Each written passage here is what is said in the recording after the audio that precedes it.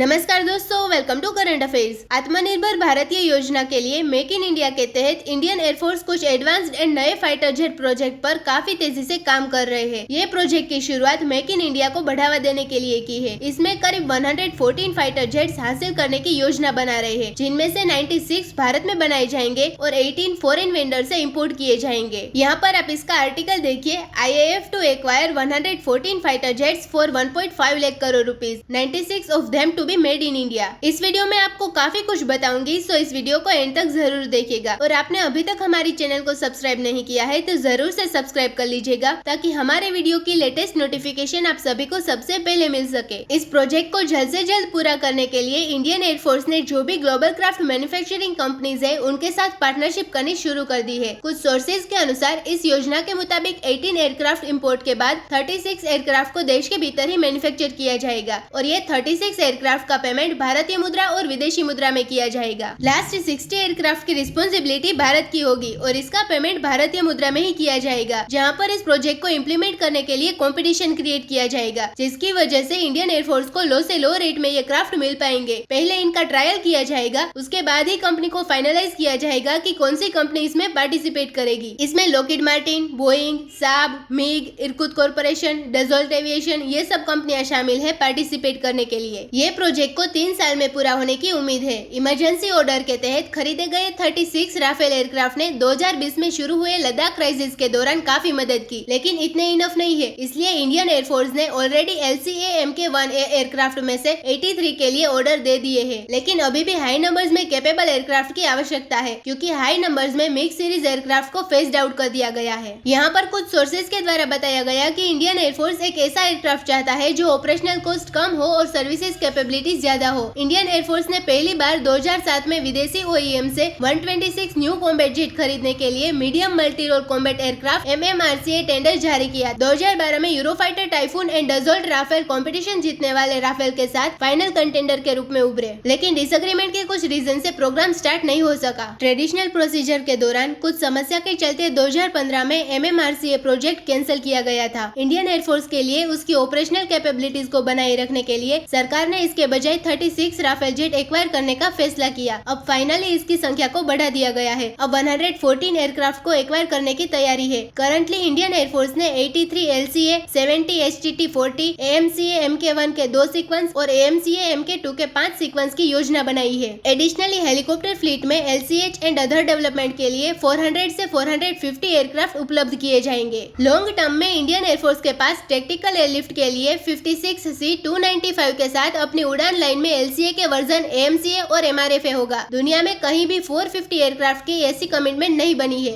LCA Mk-1A का production 2023-24 तक शुरू हो जाएगा। इसमें स्वदेशी तकनीकों जैसे AESA radar, integrated electronic warfare EW shoot, long range beyond visual range BVR missile, better maintainability and avionic shoot के साथ एयर टू एयर रिफ्यूलिंग की क्षमता होगी।